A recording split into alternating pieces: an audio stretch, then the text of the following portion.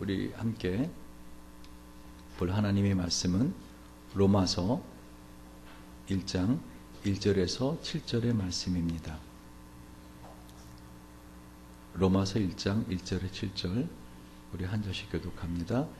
예수 그리스도의 종 바울은 사도로 부르심을 받아 하나님의 복음을 위하여 택정함을 입었으니 이 복음은 하나님이 선지자들 말미암아 그의 아들에 관하여 성경이 미리 약속하신 것이라. 이 아들로 말하면 육신으로는 다윗의 혈통에서 나셨고 성결의 영어로는 죽은 가운데서 부활하여 능력으로 하나님의 아들로 인정되셨으니 곧 우리 주 예수 그리스도시나. 그로 말미암아 우리가 은혜와 사도의 직분을 받아 그 이름을 위하여 모든 이방인 중에서 믿어 순종케 하나니 너희도 그들 중에 있어 예수 그리스도의 것으로 부르심을 입은 자니라. 로마에 있어 하나님의 사랑하심을 입고 성도로 부르심을 입은 모든 자에게 하나님 우리 아버지와 주 예수 그리스도조차 은혜와 평강이 있기를 원하노라. 아멘. AD 60년경에 쓴 이 사도 바울의 로마서 편지는 지금까지 인류 역사상 하나님 우리에게 주신 이 성경을 가장 잘 표현하는, 다시 말하면 예수님께서 우리에게 전해주시고자 하셨던 그 복음의 핵심 내용을 가장 잘 말해주는 성경입니다. 여러분 로마서를 여러분이 보시면서 좀 어렵다라고 하시는 분들도 있는데, 그런 로마서를 이해하지 못하고는 사실 성경의 복음을 이해할 수 없는 것입니다. 사도 바울이 그 많은 그 서신서 가운데 특히 로마서에 대한 특별한 관심을 가지고 있었다라는 것을 여러분이 전 원어 성경을 보면 금방 눈에 들어옵니다. 왜 그런가 하면 사도 바울 로마서를 쓸 때 그 앞부분 1장을 쓰면서 뒷부분 마지막 장을 생각하고요. 그리고 이렇게 다음 장을 쓰면서 그 마지막 전장을 생각하고, 그래서 성경의 로마서를 보면은 이게 처음과 끝 그리고 계속 내용이 같은 내용으로, 그래서 로마서 8장에 들어가면 핵심적인 내용을 8장에 딱 갖다 놓았습니다. 그래서 이 로마서는 한마디로 성경의 핵심장이다. 특히 이 로마서가 로마에 있는 교인들에게 주신 서신이잖아요. 로마라는 곳은 그때 당시에 전 세계의 제국의 수도였습니다. 그러니까 지금 이 사도 바울은 로마에 있는 교인들에게 이 로마서를 쓰면서 사실 이 로마서의 내용이 하나님의 나라와, 다시 말하면 예루살렘 성과 정반대되는 이방 왕국, 세상을 대표하는 로마 제국의 심장부에 있는 그 로마 교회 교인들에게 이 편지를 보내는데, 그 내용이 바로 복음의 핵심이라는 것입니다. 한마디로 사도 바울은 로마서를 통해서 세상의 한가운데 있던 중심부에 있던 로마 교인들에게 이 하나님의 나라의 복음이 뭔가 하는 복음의 심장을 꺼내서 전달해 준 것입니다. 그래서 이 로마서는 한마디로 이 복음의 핵심 내용이 가득 차 있는 서신입니다. 그래서 교회사적으로 볼 때도요, 여러분 우리 기독교가 시작하게 된 종교개혁, 그 마틴 루터가 1515년경에 이 비텐베르크 대학에서 이 로마서를 강의하다가 이 복음을 깨우칩니다. 그 이전에는 마틴 루터도 똑같이 자신의 어떤 자신의 고행으로 이 구원을 받는다 생각을 해서 그 로마에 있는 그런 성당의 계단을 무릎으로, 그 높은 계단을 무릎으로 기어 오르기도 했던 사람입니다. 그래서 이 로마서를 통해서 이 종교개혁의 불은 당겨지게 됩니다. 그 외에도 어거스틴이나 칼빈, 요하네슬레, 그 외 수많은 사람들이 이 로마서를 통해서 하나님께서 나에게 원하시는 것이 무엇인가 하는 걸 정확히 알게 됩니다. 그래서 로마서 16장으로 되어 있는데요, 무엇보다 이 서신에 있어서 여러분 편지에 있어서 편지를 쓰는 사람이 중요하잖아요. 그걸 누가 썼느냐가 중요하잖아요. 그런데 이 로마서 서신의 첫 장의 첫 절이 아주 복음의 핵심 내용을 잘 말해주고 있습니다. 같이 한번 볼까요? 시작. 예수 그리스도의 종 바울은 사도로 부르심을 받아 하나님의 복음을 위하여 택정을 입었으니, 다시 말하면 이 서신을 쓰는 사도 바울이 자기 자신을 소개할 때 예수 그리스도의 종이다. 특히 종이라고 할 때 둘로스를 말합니다. 이 둘로스라는 종은요, 일반 노예와 다릅니다. 이 둘로스라는 종은 그 노예들 중에서도 가장 천한 노예. 그래서 전쟁 같은 것이 일어나면 그 둘로스 노예들을 소집합니다. 그리고 그들을 그 군 부대의 전함의 밑에 노를 젓는 노예들로 들어가게 합니다. 그래서 그 둘로스라는 노예들은 한마디로 말하면 언제든지 그 목숨이 달아날 수 있는 그런 노예들이었습니다. 근데 사도 바울은 자기를 이 서신을 쓰면서 뭐라고 써요? 예수 그리스도의 둘로스라고 자기를 소개하고 있더라는 것이죠. 여러분, 보통 사람들이 자기를 소개할 때 가능하면 자기를 좀 포장하는 거 아십니까? 여러분 어떠세요? 사람들에게 자기 소개할 때 좀 포장하지 않아요? 실제 자기 모습 있는 그대로를 다 말하진 않죠. 맞죠? 사실은 나는 이 정도는 아닌데 그래도 저 사람이 나의 이 말을 잘 받아들이도록 자기 자신을 포장합니다. 근데 지금 바울은 자기 자신의 가장 천한 하나님과의 개인적인 관계에서나 쓸 수 있는 그 단어를 쓰고 있습니다. 예수 그리스도의 종 바울은 원래 여러분 아시는 것처럼 구약 율법의 엄격한 유대인 혈통을 지닌 집안에 태어났습니다. 그는 예루살렘이 아니라 길리기아라는 다소 타르수라고 하는 지역에서 태어납니다. 근데 이 사도 바울은요, 사울이었죠, 그때는. 그 사울은 태어날 때부터 로마 시민권을 가지고 태어납니다. 한 유대인인데 어떻게 해요? 그 아버지가 어마어마한 부자였습니다. 그 돈으로 이 자신의 아들 사울에게 로마 시민권을 얻게 했다는 것입니다. 여러분, 그때 당시엔 로마의 식민지였습니다, 이스라엘은. 이스라엘 사람들은 로마 군인들이 어떻게 해요? 한마디로 언제든지 목숨을 한마디로 끊어갈 수 있는 그런 식민지였어요. 근데 바울은 어떤 사람이었어요? 로마 시민권을 가졌다고요. 요즘도 어떻게 해요? 미국 시민권 얻으려고 이제 사람들이 얼마나 아둥바둥 하는지 모릅니다. 우리나라에 와 있는 그 제3세계 사람들도 우리나라 그 주민등록증 시민권 얻기 위해서 얼마나 노력들 하는지 모릅니다. 참 부러워들 합니다. 보십시오. 그 사도 바울은 이와 같이 태어날 때부터 부유한 집에 그야말로 공부도 많이 했습니다. 그런 예루살렘으로 유학을 와서요, 그때 당시에 그 사내들인 공회원이 되기 위해서 최고의 율법사의 제자가 되기도 합니다. 그래서 그는 아주 열심으로 이 하나님의 율법을 지키는 사람이 됩니다. 그래서는 그 사도 바울이 볼 때는 어떻게 해요? 이 예수를 믿는 사람들은 이 하나님의 율법을 허무는 자들이라고 생각했고, 예수는 하나님의 그 아들이라고 스스로 자신을 칭하면서 하나님의 거룩함을 훼손하는 자라고 생각했습니다. 그래서 예수 믿는 사람들을 잡아 가두고, 심지어는 스데반 집사 같은 경우는 어떻게 해요? 돌팔매질로 사형을 시키기도 했습니다. 그러던 사울이 어떻게 오늘 완전히 반대가 되어서 예수 그리스도의 둘로스가 되었다고 자기를 소개하고 있는 것입니다.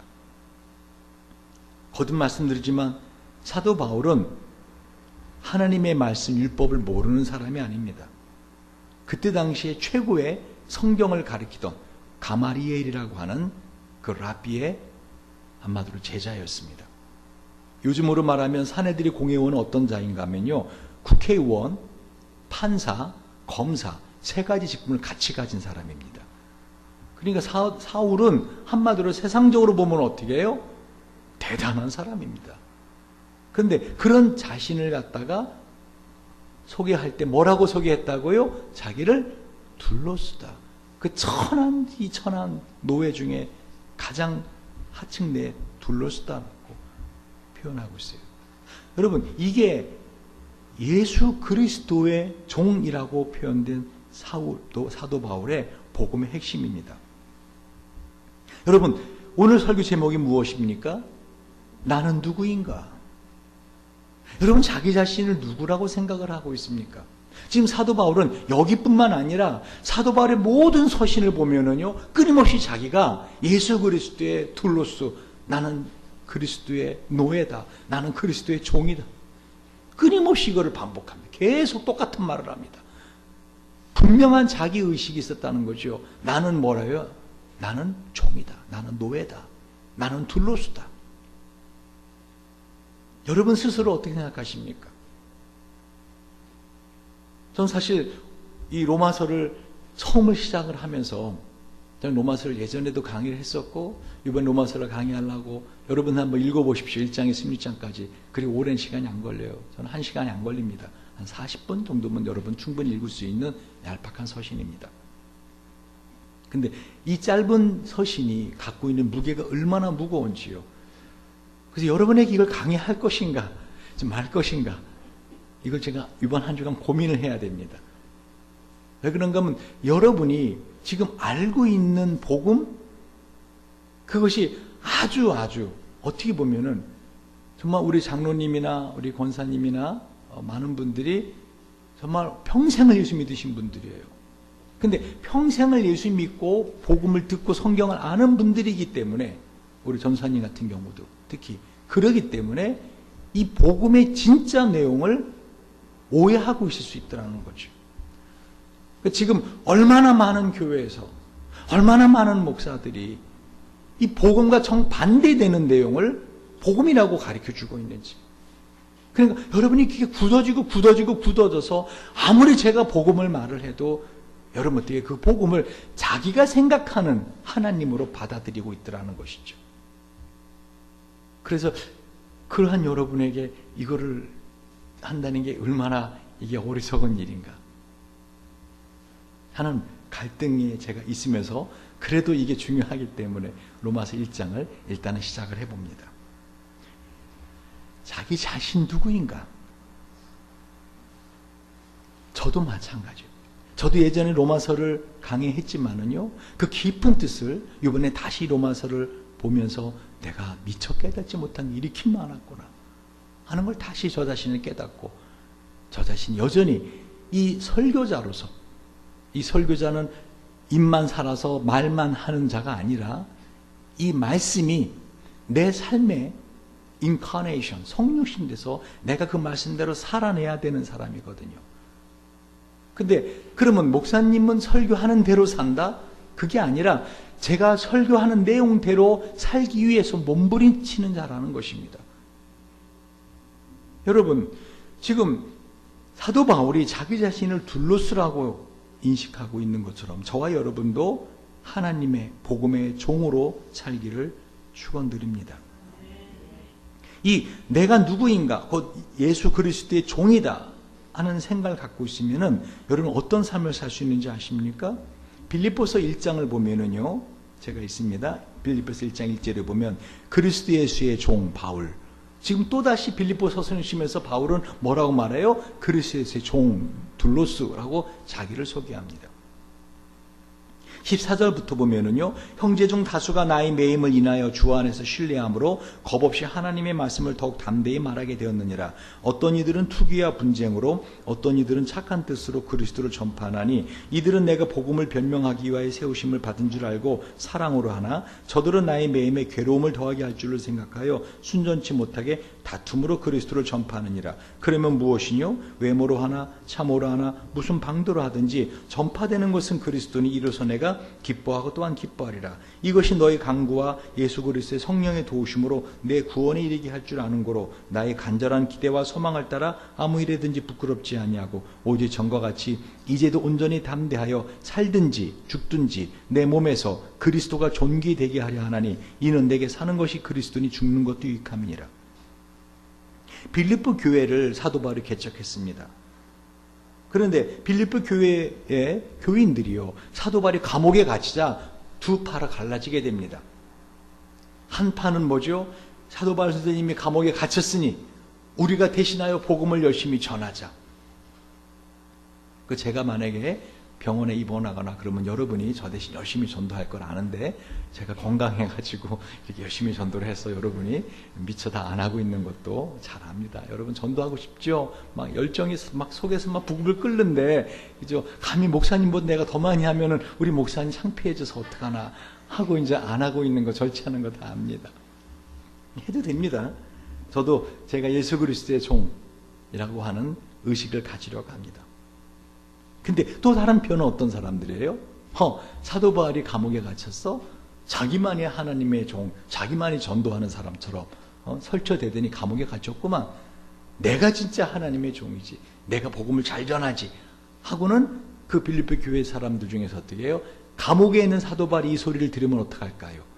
마음이 아플 걸 생각하고 사도 바울의 마음을 아프게 하려고 순전치 못하게 그 사도 바울의 마음에 괴로움을 더하게 하려고 그렇게 복음을 전하는 사람들이 있었어요. 근데 그 소식을 딱 들었을 때 사도 바울은 뭐라 하는지 아십니까? 나는 기뻐하고 또한 기뻐하리라. 왜요? 어떻게 되든지 전파되는 것은 그리스도니.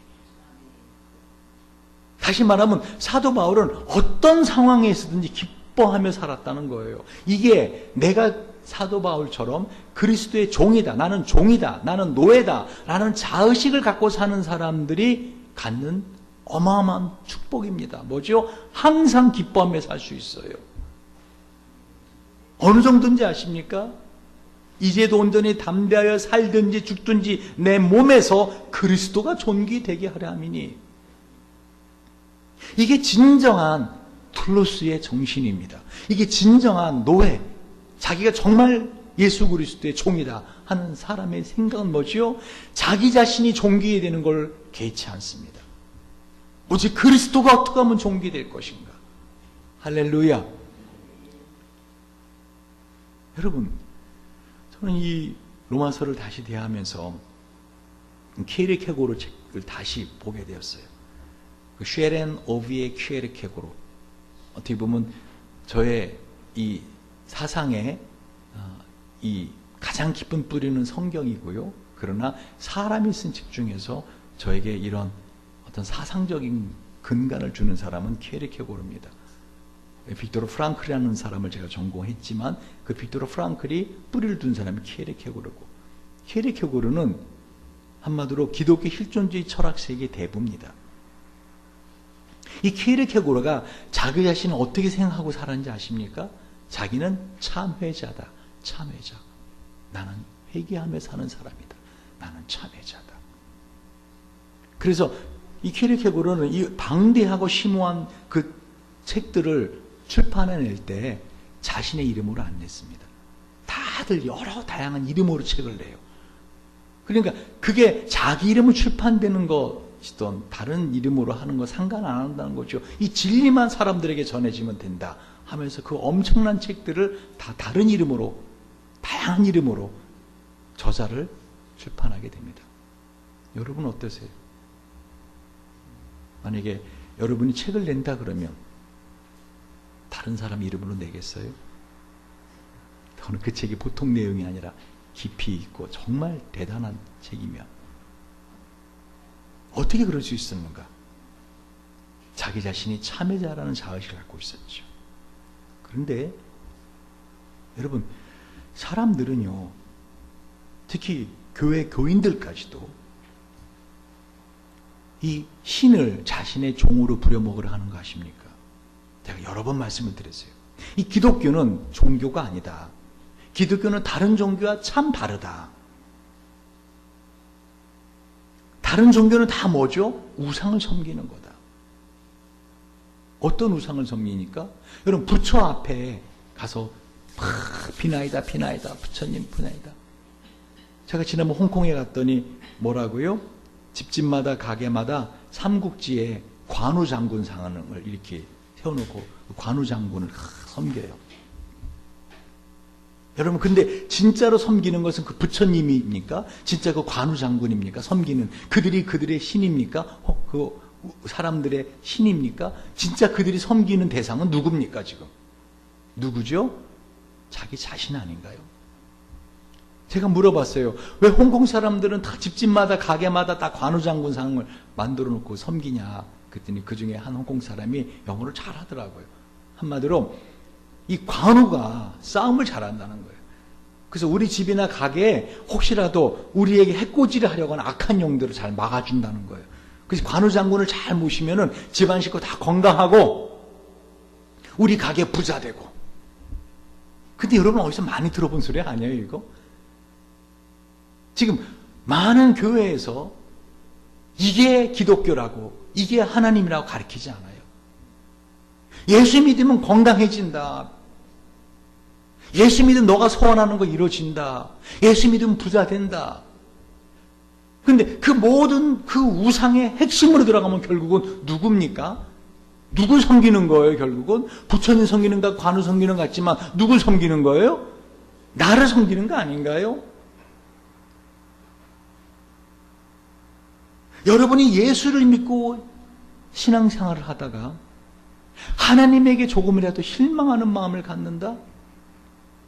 하나님 왜 이러세요? 라는 마음을 갖는다? 뭐죠? 여전히 자기가 하나님이에요. 하나님 존재는 어떤 존재죠? 내가 원하는 것을 이루어주는 나의 노예죠. 나의 종이죠. 그죠? 알라딘의 마술 램프에 나오는 지니와 같은 존재죠, 하나님. 키르케고 이런 말을 한 적이 있어요.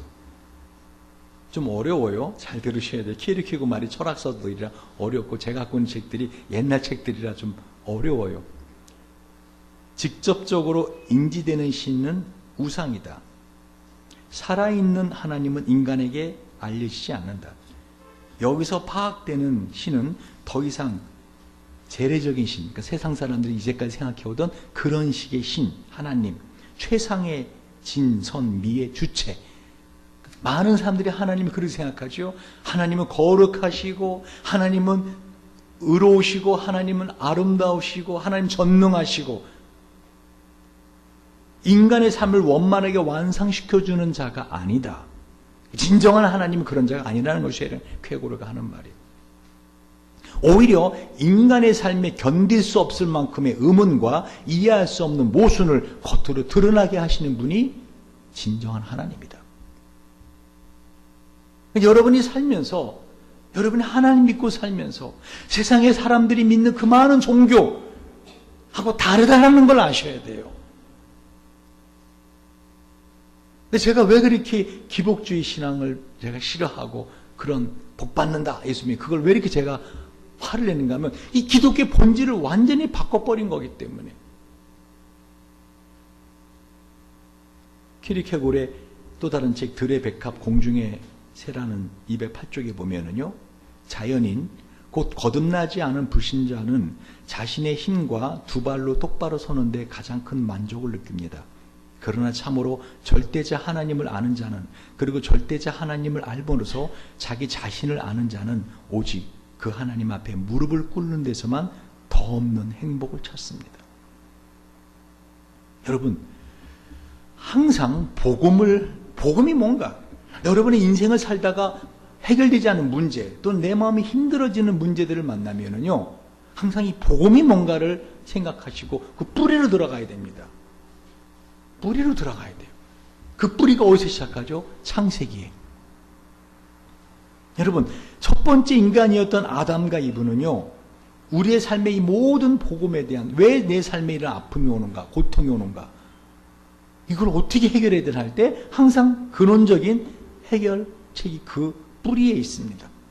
그 뿌리로 같이 한번 가봅시다. 도대체 왜 이런 열매가 열리고 있는 거야? 그럼 어떻게? 뿌리가 문제가 있는 거야. 왜 열매가 열리지 않고 있는 거야? 뿌리가 문제가 있는 겁니다. 창세기 3장에 보면은요, 창세기 2장 25절에 보면은 24절 25절, 여러분 잘 아는 거지만 제가 한번 다시 읽습니다. 이러므로 남자가 부모를 떠나 그 아내와 연합하여 둘이 한 몸을 이룰지로다. 아담과 그 안에 두 사람이 벌거벗었으나 부끄러워 아니하니라. 그러니까 지금 이 창세기 있는 2장에 있는 이 말씀은 아담과 하와에게만 주는 말씀이 아니라는 걸 딱 눈치챌 수 있죠. 이러면 남자가 부모를 떠나.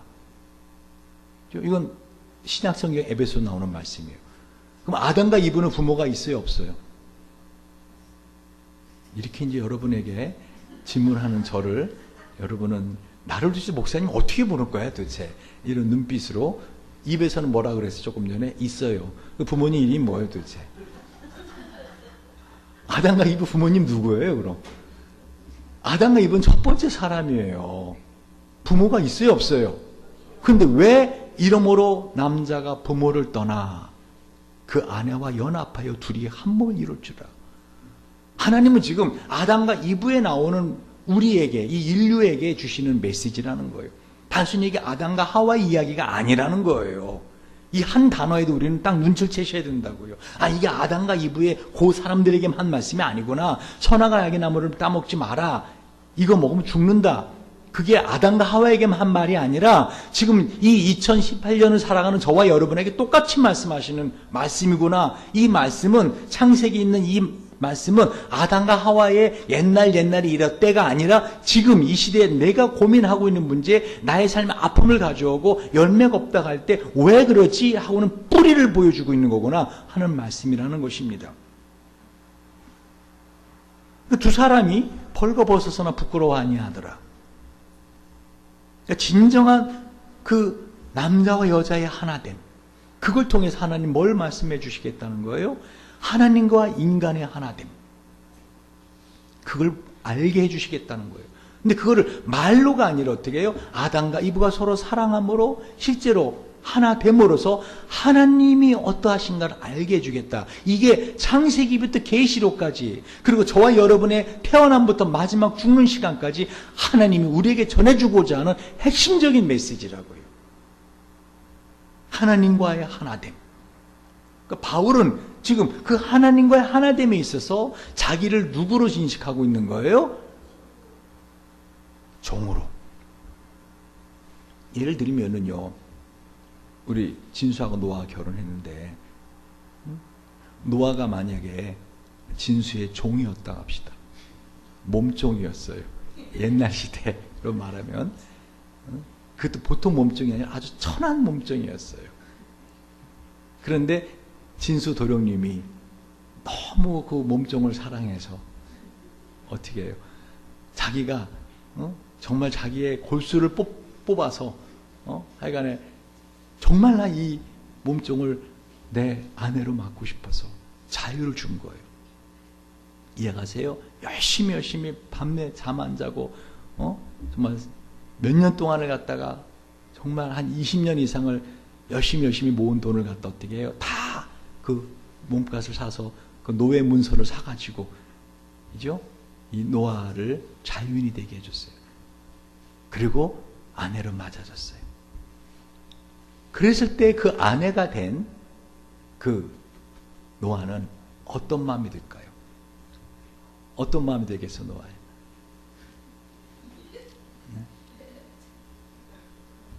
너무 감사하죠.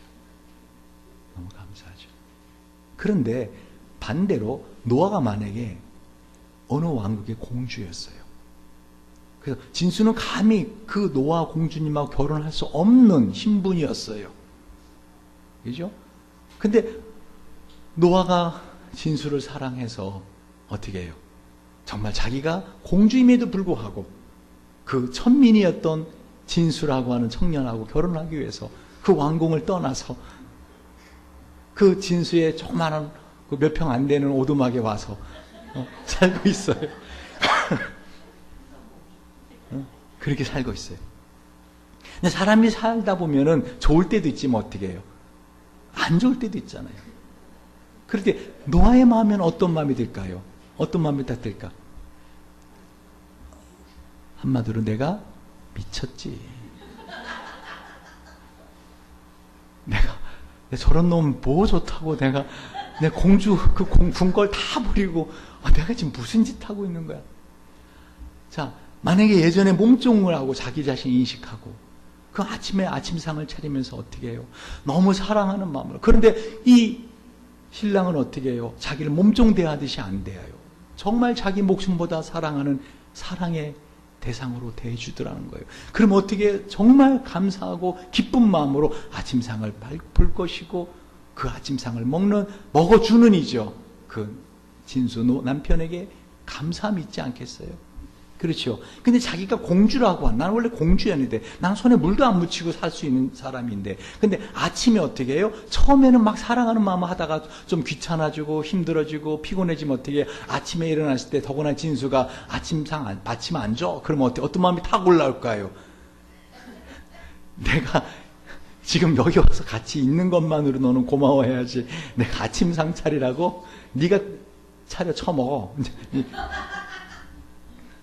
지금 뭐를 말하는지 아시겠어요? 여러분이 하나님을 주님이라 그래요. 하나님 아버지라 그래요. 예수님을 가서 주님이라 그러고 나의 사랑이라 그러잖아요. 근데 정말 여러분이 어떤 의식을 갖고 있느냐는 거예요. 여러분, 사도 바울만큼 예수님을 사랑한 사람 없어요. 어느 정도였어요? 이는 내가 사나 죽으나 내 몸에서 그리스도가 존귀되게 하려 함이라. 다시 말하면 사도 바울은 정말 예수님을 사랑했어요. 자신이 예수님 신부라고 생각하고 있었다고요. 그러나 사도 바울의 생애 예수님을 만난 이후로 끊임없이 그 사도 바울을 붙들고 있었던 한 가지 자의식이 있단 뭐죠? 나는 그의 돌로스, 노예다.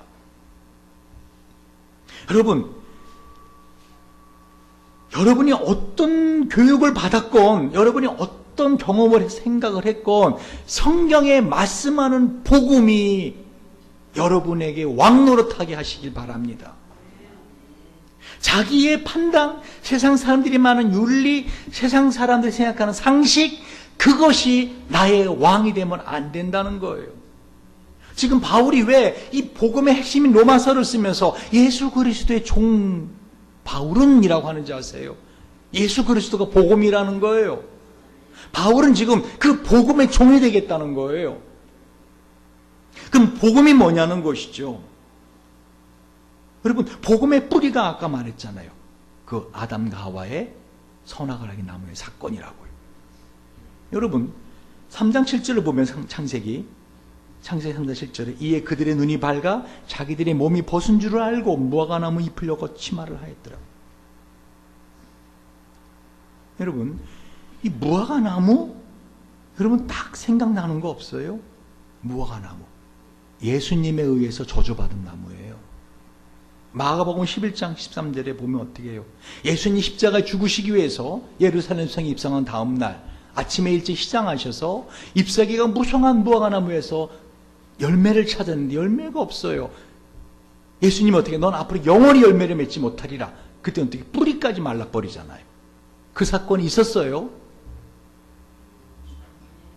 근데 재미난 거는요, 이 마가복음 11장에 있는 이 말라버린 무화과나무를 가지고 많은 목사님들이 어떻게 설교하는지라요. 이게 복음 핵심이에요. 잘 들어보세요. 보십시오. 성도의 삶엔 열매가 있어야 됩니다. 그래 안 그래요? 이렇게 설교하시는 분들 많아요. 성도의 삶엔 열매가 있어야 됩니다. 기도 열매를 맺으십시오. 전도 열매를 맺으십시오. 헌금의 열매를 맺으십시오. 하고는 그 삶에 있어서 눈에 보이는 어떤 열매를 요구하더라는 거예요. 그런 삶을 살아야 됩니다. 저도 이런 설교를 하고 싶은 유혹이 얼마나 많은지 아십니까? 우리 교인들 주일도 잘 안 지키고 11절 많이들 하지만 그래도 안 하는 사람들이 있고, 금요기도에도 안 나오고 수요기도에도 안 나오고, 여름 수련회 가자 그러면 자기 스케줄 먼저 잡고, 열매 없는 무화과나무는 저주받아 말라 죽습니다. 막 이런 설교를 저도 하고 싶은 마음이 여기까지 올라온다고요. 정말이에요. 저도 그런 유혹이 있어요, 솔직히. 그런데 그 본문을 가만히 보면은요,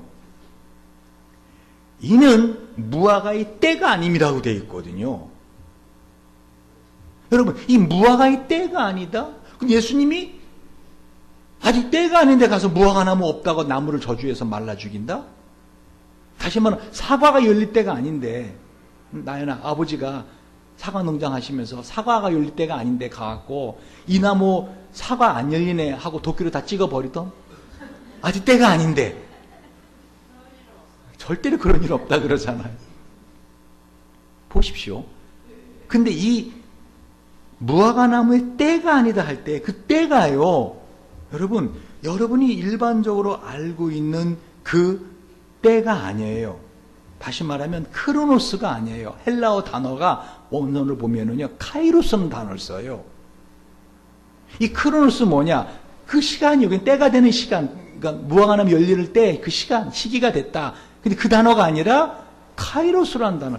그 때가 아니라 한마디로 하나님이 작정하신 복음의 때가 안 됐기 때문에 이 무화과나무를 말라 죽게 한다라고 하시면서 말라 죽게 하더라는 거예요. 다시 말하면요, 아담과 하와와 더불어 모든 사람은 다 선악과를 따먹은 존재라는 거예요. 왜? 무화과나무는 이스라엘 상징하거든요. 포도나무와 함께. 그래서 그때 당시에 아담과 하와가 뭐를 자신들의 하체를 가렸어요? 무화과나무 잎을 가렸단 말이에요. 사실 무화과나무는 이파리가 나오잖아요. 그러면 어떻게 해요? 설익은 열매라도 나오게 돼 있어요. 꽃이 안 피기 전에 나오는, 꽃이 속에서 폈다가 나오기 때문에 눈에는 안 보이지만, 근데 사실은 무화과 때예요, 그때가. 근데 왜 예수님은 무화과의 때가 아니라 하고 말하는가? 카이로스, 복음의 때가 아니기 때문에 말라 죽게 했다는 거죠.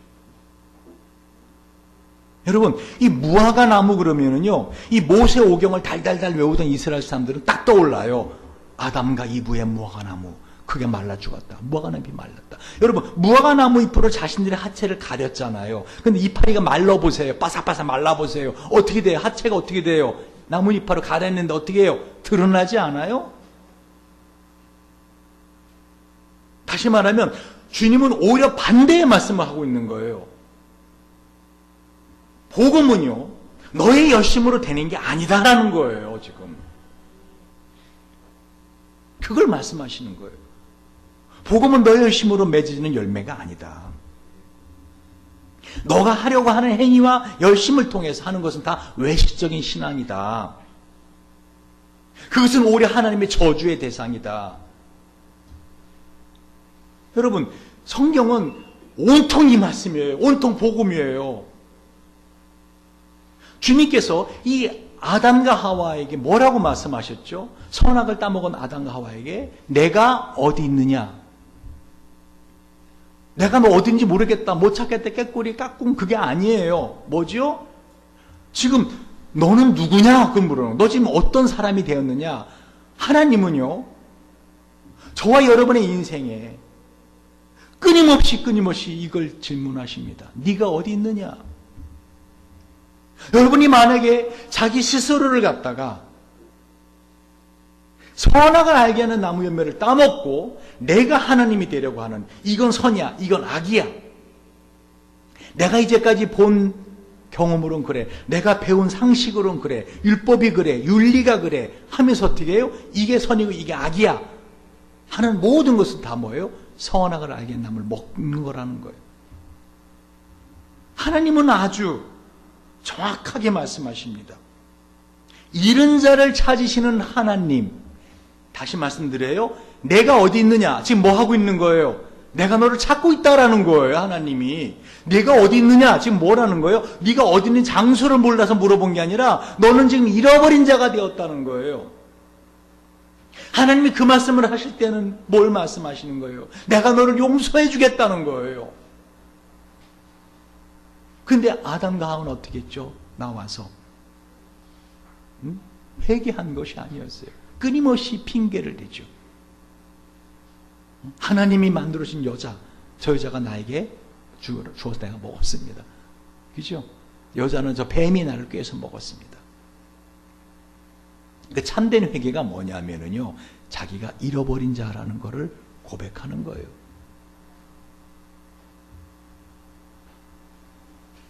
얼마나 많은 크리스천들이 떳떳한 신앙인이 되려고 하는지 모릅니다.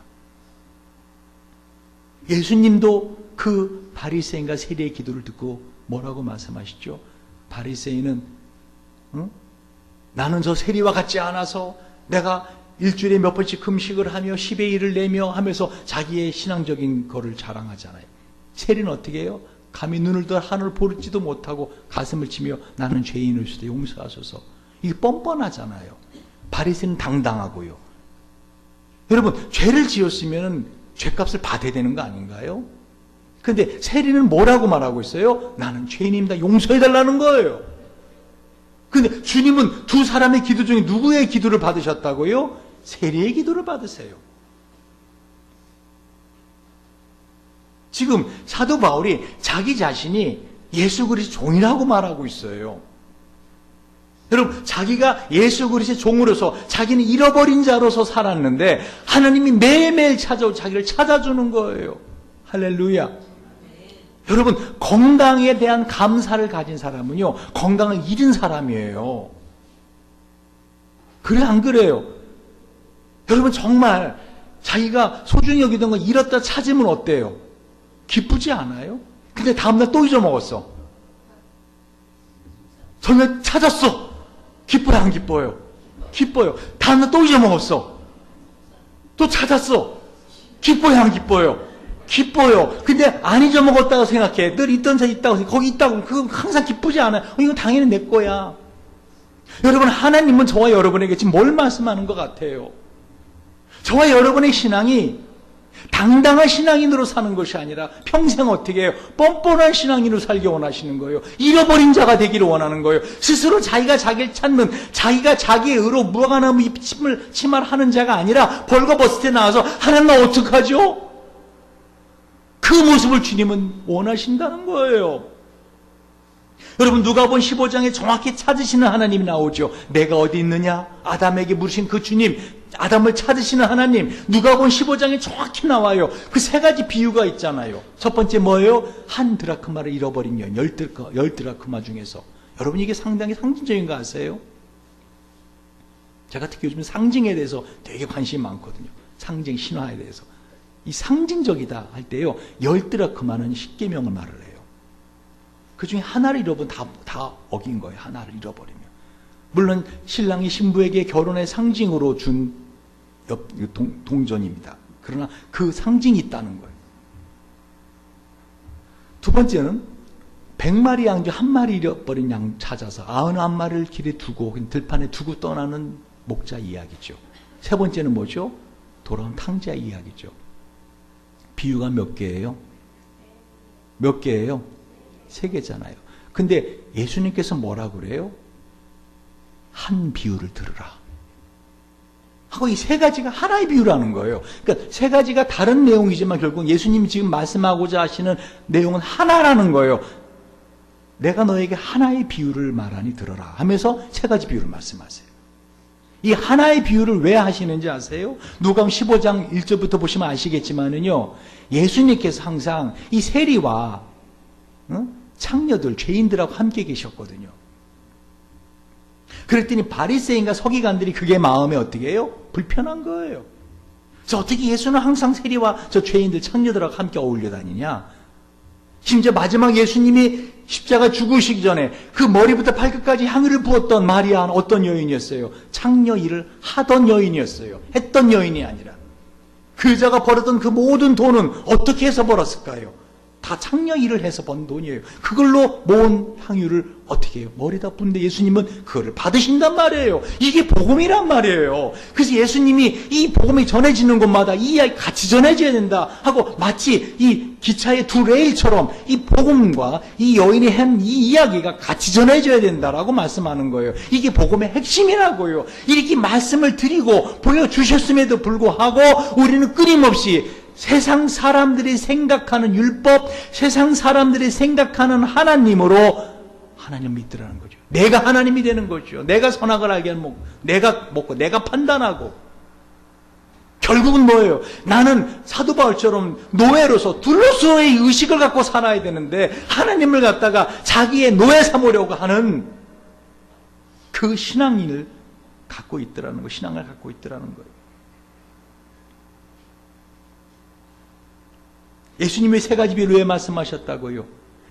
이 세리와 창녀들을 보고 불편해하던 바리새 서기관들을 향해서 그들에게 한마디 말씀, 메시지 전해신 거예요.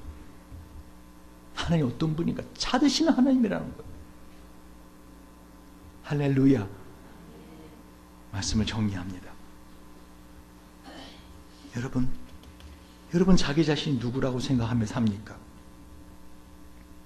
정말 하나님의 종, 예수 그리스도의 종. 그럼 내 인생은 누가 주관해 가십니까? 주님이. 여러분, 저는 노예, 이 둘로스라는 단어를 계속 묵상하면서요. 여러분, 노예가 갖고 있지 않은 것이 있더라고요. 뭐죠? 그거 갖고 있는 노예가 아니야. 뭐죠? 첫 번째, 자유가 없어요. 그죠? 자유가 없잖아요. 노예가 자유가 없는 거 아닌가요? 두 번째, 뭐가 없어요? 노예가 자기 소유권이 없어요. 그래, 안 그래요? 노예 가진 건 심지어 자식까지도 다 주인 거 아닌가요? 노예 자식까지도 주인 것 맞지요? 자기 소유권 있어요, 없어요? 없더라고요. 세 번째 없는 게 뭔데? 여러분 아시겠어요? 결정권이 없어요.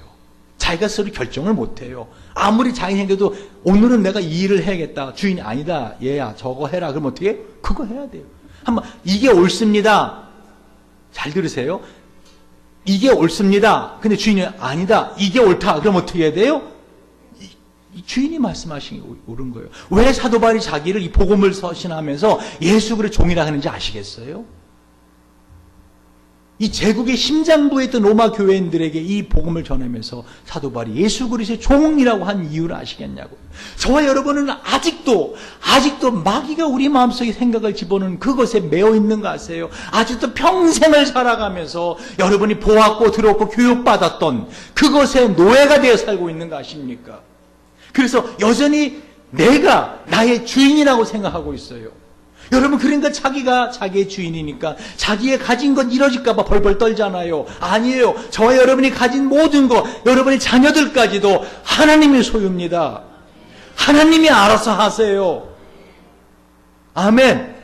여러분, 진정으로 내가 예수님의 둘로서다. 나는 주님의 종이다. 이것만큼 참 자유가 없어요. 진리를 알지니 진리가 너희를 자유케 할지라. 진정 자유로운 자는 어떤 자인지 아십니까? 아무것도 가지지 않은 자예요. 아무것도 내가 결정하지 않아도 되는 자예요.